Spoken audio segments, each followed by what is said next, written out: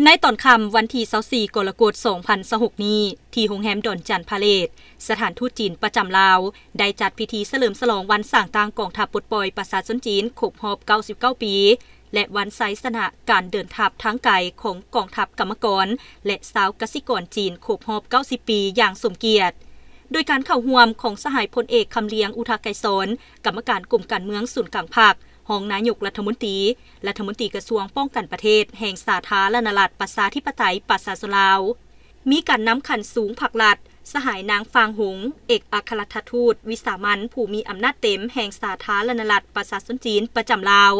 สหายพันเอกพิเศษหลีปิงที่ปรึกษาทูตฝ่ายป้องกันชาติประจำลาวพร้อมด้วยทูตตานุทูตแขกถึกเชิญจากภาคส่วนต่างๆเข้าร่วม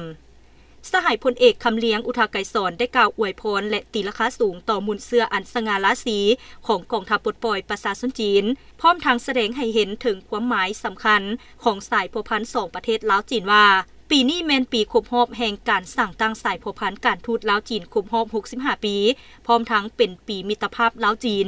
ภายใต้การชี้นำยุทธศาสตร์ของผู้นำสูงสุดของ2ภาค2รัฐสายพันธุ์ลาวจีนได้ก้าวเข้าสู่ยุคสมัยที่ดีที่สุดในประวัติศาสตร์การร่วมมือตัวจริงระหว่าง2กองทัพในโครงเขตเวียกงานการเมืองการฝึกซ้อมรบร่วมเส้นรถไฟสันติภาพโลมิตรภาพการแพทย์ทหารและการบำรุงสร้างได้รับผลงานอันอุดมสมบูรณ์ซึ่งเป็นการประกอบส่วนอันสำคัญเข้าในการสร้างคู่ร่วมชะตากรรมลาวจีนให้มีความมั่นคงเหนียวแน่น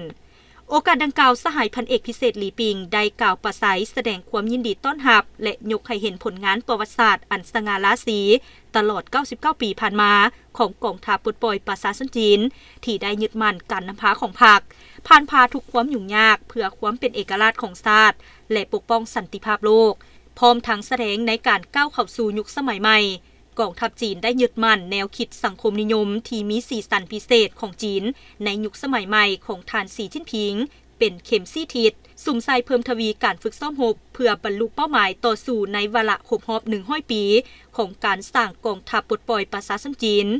พร้อมเดียวกันนั้นประเทศจีนยึดมั่นนโยบายป้องกันชาติแบบป้องกันตัวแต่เด็ดเดี่ยวบ่ถอยหลังในปัญหาผลประโยชน์หลักโดยเฉพาะอธิปไตยและพื้นแผ่นดินอันครบถ้วนของจีนกองทัพปลดปล่อยประชาชนจีนจะใช้ทุกมาตรการที่จำเป็นเพื่อปกป้องอธิปไตยและความเป็นจิตหนึ่งใจเดียวกันอย่างมั่นคงในพิธีอันทรงเกียรติที่เต็มไปด้วยไมตรีจิตมิตรภาพอันอบอุ่นและลึกซึ้งบรรดาการนำและแขกถึกเชิญทุกท่านได้พร้อมกันอวยพรให้แก่ความวัฒนถาวรของ2ประเทศลาวจีนอวยพรให้2กองทัพนับมือเติบใหญ่เข้มแข็งขึ้นอย่างบ่หยุดยั้ง